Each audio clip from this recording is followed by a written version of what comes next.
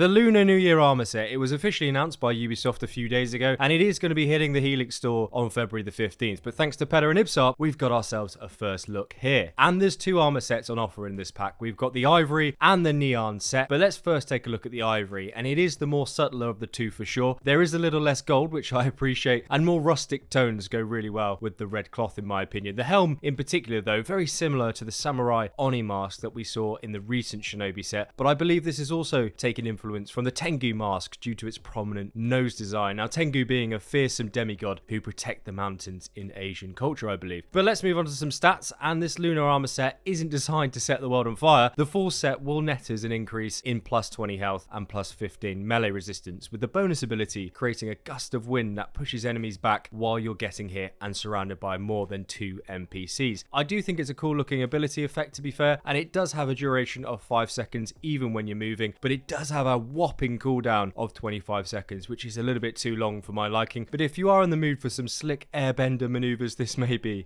the set for you. Now the Nian set, Nian being a beast in Chinese mythology who lives under the sea or in the mountains, and the legend goes that he would descend upon nearby villages on the eve of every new year and try and eat his favourite food, that being small children, and his name literally means New Year, so people would celebrate the start of the next day or New Year as he had then been chased away. Now as you can see, a lot more gold inflections and very fanciful colour tones comparatively to the Ivory set, and I prefer this one less out of the two, but I tell you what, that white hood up underneath the armour, I've got to say, that does look pretty cool. And yes, I think this means that capeless hoods are being implemented going forward, it seems, and I am looking forward to seeing more armour sets just like it. Now stat wise, the only difference here from the Ivory set is a plus 15 range resistance instead of the plus 15 melee resistance, and the main gust of wind ability remains the same here as well. Now let's move on to some weapons. First up, the Frostfair blade. It's a spear and it isn't a new weapon class called the gear that we've seen in the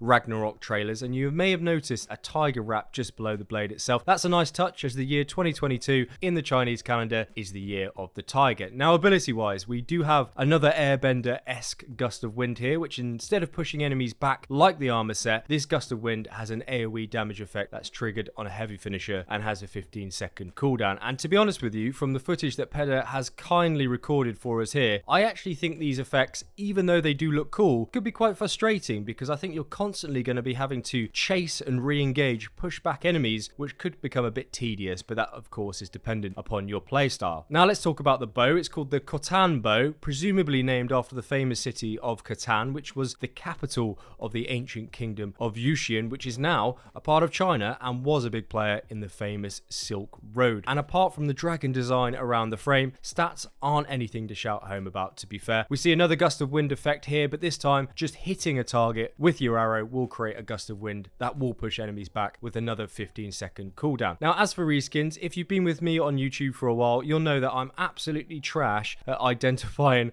armor reskins. So if you think there's something hidden here, do let us all know down below. And by the way, I have just started a new free Ragnarok DLC giveaway. You just need to be a subscriber of the channel, and the link to enter is in the pinned comments down below. So good luck. Now, if you're after a white tiger, which is a very specific request, but you're in luck, because this lunar set comes with a white Bengal tiger as a mount, and even though I prefer horses, this does look very good in my opinion. And I can't honestly see it arriving in Reddit anytime soon, to be honest with you, but I would also love to be wrong there, and I would pick it up if it did pop up. There is also something I'm quite keen to get my hands on though, and that is this Phoenix Raven skin. Even though I don't use Sunin too much in game, the fire effect is superb, and it does remind me of Forks from Harry Potter, and I reckon you could snap a few fantastic photos with this Raven skin in particular. But it doesn't stop there, because Peda and Ibsarp have been hard at work for us again, and they found the full Dragon Knight armor set. So if you would like to know what that's all about, make sure you hit the bell icon so you can be the first to know and find your way back to the channel easily. Additionally, if you have learned anything new or enjoyed the video so far, and only if you wouldn't mind, a like down below only takes a second of your time, and it really does help me out, so thank you very much. Anyway, big thanks to Peda and Ibsarp again for bringing us this first look, and I will catch you in the Dragon video soon. Of course,